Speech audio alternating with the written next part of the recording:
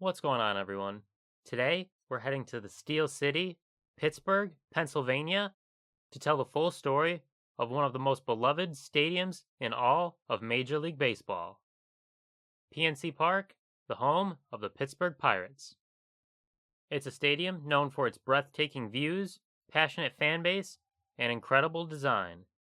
But there's a lot more to the ballpark than meets the eye. Whether you're a die-hard baseball fan, a stadium junkie, or just love some sports history, stick around because this is the complete history of PNC Park. To understand the story of PNC Park, you've got to go back nearly a century. At the beginning of the 20th century, the Pittsburgh Pirates played at the legendary Forbes Field, a classic ivy-covered ballpark located in the Oakland neighborhood of Pittsburgh. It opened in 1909 and was home to some of the team's most iconic moments, like the team's epic 1960 World Series win. But by the late 1960s, a wave of modernism hit American sports. Cities were looking for big, multi-use stadiums, and Pittsburgh was no exception. In 1970, the Pirates and the Pittsburgh Steelers, the city's NFL team, moved into Three Rivers Stadium, a massive, concrete cookie-cutter facility on the North Shore.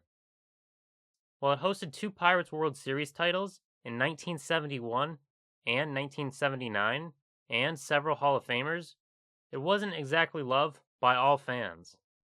It was designed more for function than for charm. By the 1990s, the cracks started to show, both figuratively and literally. Baseball was changing. New ballparks like Camden Yards in Baltimore proved that fans wanted character, history, and intimacy, not just some seats and concrete. Pittsburgh needed a change. The push for a new ballpark wasn't easy. In the mid-1990s, the Pirates, along with the Steelers, lobbied the city and state for funding for new facilities. The result was a controversial public financing initiative that set aside over $800 million to build PNC Park and Heinz Field, along with a new convention center. Public opinion on the projects was mixed. Critics argued the money could be better spent elsewhere, but supporters saw it as an investment in Pittsburgh's future and a chance to modernize the city's North Shore. Once the funding was approved, ground broke on PNC Park in April 1999, just blocks from where Three Rivers stood. From day one, this wasn't going to be just another stadium, it was designed to be a baseball cathedral. The design of PNC Park is where it really sets itself apart. First off, the location is perfect. Right along the Allegheny River, with an open outfield that frames the downtown Pittsburgh skyline like a postcard. And then there's the Roberto Clemente Bridge, a golden yellow pedestrian bridge that fans walk across to reach the stadium, closed to cars on game day. That alone makes arriving at the ballpark feel like something special. Architecturally, PNC Park was inspired by the best of the old and new ballparks. It used limestone instead of concrete, that sort of gives it a classic feel, and blue steel trusses to represent the city's industrial past. The park features two main decks, which keeps fans close to the field and helps sort of eliminate the nosebleed feel problem that many stadiums suffer from. Another cool small detail, the right field wall is exactly 21 feet high, a tribute to Roberto Clemente's jersey number and the legend himself. Clemente is also honored with a statue outside the park, along with fellow Pirates legends like Willie Stargell and Honus Wagner. The capacity sits at just under 39,000, which was smaller than many MLB stadiums at the time, but it's paid off. It made PNC Park feel intimate, and every seat feels like a good one, like you're part of the action. One of the best parts of PNC Park is its location. Sitting right on the North Shore of the Allegheny River, it's surrounded by bars, restaurants, and entertainment spots that make game day feel like a full city experience. Just across the river, you've got downtown Pittsburgh, only a short walk over the Roberto Clemente Bridge. When it comes to getting there, fans have multiple options. Parking lots and garages are available throughout the North Shore, though prices can vary on game days. Many fans instead choose to park downtown and enjoy the walk across the bridge, taking in the skyline views along the way. If you'd rather skip driving altogether, Pittsburgh's light rail system, the T, makes it easy. Rides between downtown and the North Shore stations are completely free, and the stops drop you just a short walk from the ballpark. Between the views, the food scene, and the easy access, the trip to PNC Park is every bit as memorable as the game itself. PNC Park officially opened on April 9th, 2001. The Pirates hosted the Cincinnati Reds in a sellout crowd. Fireworks lit up the sky. Pittsburgh was buzzing in this new era of baseball, even though the Pirates lost 8-2. The early years weren't kind in terms of on-field success. The team finished in last place that season and continued a long playoff drought. But fans still showed up for the atmosphere, the food, the skyline views, and the sense that this park was something truly special. In 2006, the stadium hosted its first All-Star game, showcasing the city to a national audience. And even though the Pirates weren't contenders, the ballpark consistently lands on best stadium rankings by outlets all across the country.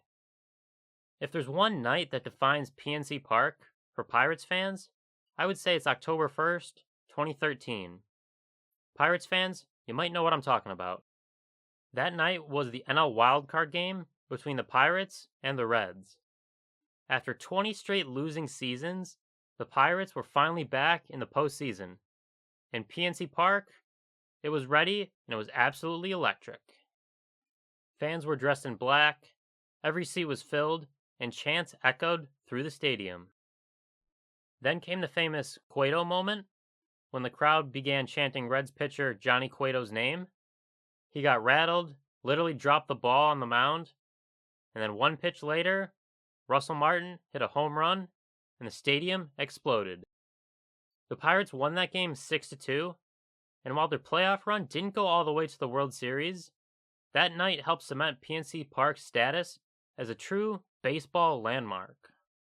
What helps make PNC Park such a great experience goes beyond just baseball.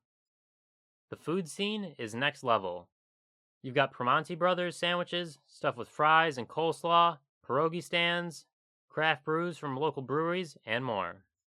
The team also allows fans to bring in their own food and water, which is a rare perk in modern sports. Water fountains are available, and prices, while not cheap, are more reasonable than many other MLB ballparks.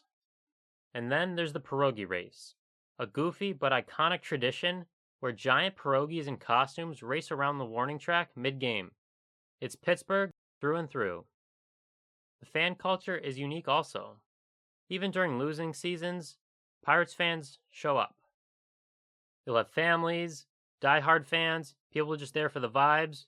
It's a chill but passionate environment. More than 20 years after it first opened, PNC Park is still considered one of the top stadiums in all of Major League Baseball. It's influenced ballpark design across the league, proving you don't need the biggest stadium or the flashiest scoreboard to create an unforgettable atmosphere and experience. It also represents something deeper for Pittsburgh. In a city that's back on the rise and is undergoing a transformation from steel town to tech hub, PNC Park stands as a symbol of pride, resilience, and community. And while the Pirates haven't returned to consistent playoff form, the ballpark remains an elite and awesome experience. It's a must-visit for any baseball fan. So that's the full story of PNC Park. From its humble beginnings, through its electric moments, to its status today as a modern classic. Have you been to PNC Park? What's your favorite moment or memory there? Or is it still on your baseball bucket list? Let me know in the comments below. Thanks for watching, and next time you're in Pittsburgh, grab a seat by the river, take in the skyline, and enjoy one of the best ballpark views in the game.